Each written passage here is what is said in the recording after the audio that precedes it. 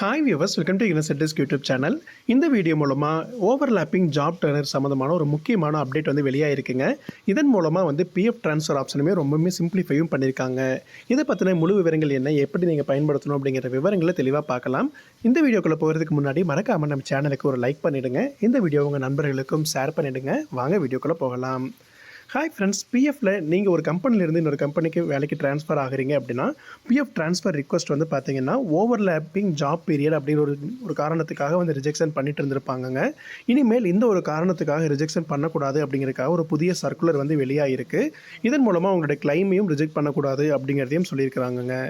இந்த ஒரு அறிவிப்பு வந்து பார்த்தீங்க அப்படின்னா மே 20, 2025 அன்னைக்கு இபிஎஃப்ஓ தரப்புலேருந்து இம்பார்ட்டன்ட் சர்க்குலராக வந்து கொடுத்துருந்தாங்க.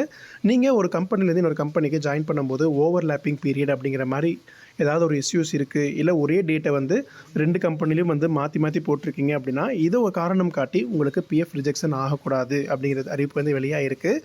அது மட்டும் இல்லாமல் இது ஏன் இம்பார்ட்டண்ட்டாக பார்க்கப்படுது அப்படின்னா, ஒரு பீப்புள் வந்து ஒரு இன்னொரு கம்பெனிக்கு வந்து சுவிட்ச் ஓவர் ஆகிறாங்க அப்படின்னா ஒரு சில டைம் எக்ஸிட் டேட்டை வந்து பார்த்தீங்க அப்படின்னா இன்னொரு கம்பெனியில் ஜாயினிங் டேட்டா வந்து ஓவர்லேப் ஆகியிருந்திருக்கும். இந்த மாதிரி டியூ மிஸ்டேக்ஸ் வந்து இருக்கிறதுனால ரெக்கார்ட்ஸில் வந்து நிறைய ப்ராப்ளம் வந்துட்டு இருக்குங்க. இதை காரணம் காட்டி நிறைய ரிஜெக்ஷனும் ஆகிட்டு இருந்தது, டிலேவும் ஆகிட்டு இருந்தது. இந்த சர்க்குலர் படி இந்த அஃபீஷியல் இன்ஸ்ட்ரக்ஷன்ஸ் வந்து கொடுத்துருக்குறாங்கங்க. இனிமேல் இந்த காரணத்துக்காக வந்து ரிஜெக்ஷன் பண்ணக்கூடாது அப்படிங்கிறதையும் சொல்லியிருக்கிறாங்க. இந்த ஒரு அப்டேட் உங்களுக்கு எப்படி ஒரு தாக்கத்தை ஏற்படுத்தும் அப்படிங்கிறத பார்த்தீங்க அப்படின்னா, பிஎஃப் ட்ரான்ஸ்ஃபரில் டிலே இருந்ததை வந்து சிம்பிளிஃபை பண்ணுங்க. விட்ராவல் ரிக்வஸ்ட் வந்து பார்த்தீங்கன்னா ரிஜெக்ஷன் பண்ணியிருந்திருப்பாங்க, இந்த காரணத்துக்கு அது தடுக்கப்பட்டது. அது மட்டும் இல்லாமல் மெர்ஜிங் அக்கௌண்ட்ஸ் பண்ணும்போது வந்து பார்த்தீங்கன்னா ஜாப் சுவிட்ச் ஓவர் பண்ணும்போது நீங்கள் இன்னொரு கம்பெனிக்கு வந்து கரெக்டாக டைப் பண்ணும்போதும் ஒரு சில கன்ஃபியூஷன்ஸ் இருக்கிறதையும் இதை அவாய்ட் பண்ணும். இப்போது இபிஎஃப்ஓவில் வந்திருக்கிற இந்த நியூ கைட்லைன்ஸ் அண்ட் பெனிஃபிட்ஸ் என்னென்னு பார்த்தீங்கன்னா, பிஎஃப் ட்ரான்ஸ்ஃபர் இந்த ஒரு காரணத்துக்காக ஓவர்லேப்பிங் ஜாப் டேட்ஸ்க்காக ரிஜெக்ஷன் ஆகக்கூடாது அப்படிங்கிறத வந்திருக்குங்க. இபிஎஃப்ஓ அஃபீஷியல்ஸ் வந்து அவங்க அந்த கிளைம் ப்ராசஸ் பண்ணுறதை எந்த ஒரு டிஸ்கிரிபன்சிஸும் இல்லாமல் ப்ராசஸ் பண்ணணும் அப்படிங்கிறத சொல்லியிருக்கிறாங்க. அது மட்டும் இல்லாமல் ஏதாவது டவுட்ஸ், கான்ஃப்ளிக்ட் ஏதாவது ஏற்படுது அப்படின்னா இபிஎஃப்ஓ அந்த ரிக்வஸ்ட் கிளாரிஃபிகேஷனை கரண்ட் எம்ப்ளாயர்ஸ் கிட்ட இல்லை ப்ரீவியஸ் எம்ப்ளாயர்ஸ் கிட்ட மட்டும் கன்ஃபார்ம் பண்ணிவிட்டு அதை அப்ரூவ் பண்ணிக்கலாம் அப்படிங்கிறது இருக்குது.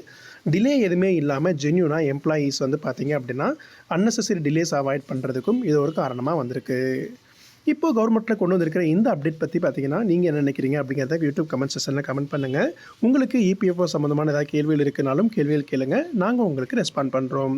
இதே மாதிரி நிறைய பயனுள்ள தகவல்களுக்கு மறக்காமல் நம்ம சேனலை நீங்கள் சப்ஸ்கிரைப் பண்ணி வச்சுக்கோங்க. மீண்டும் அடுத்த பயனுள்ள வீடியோவில் சந்திக்கலாம். நன்றி.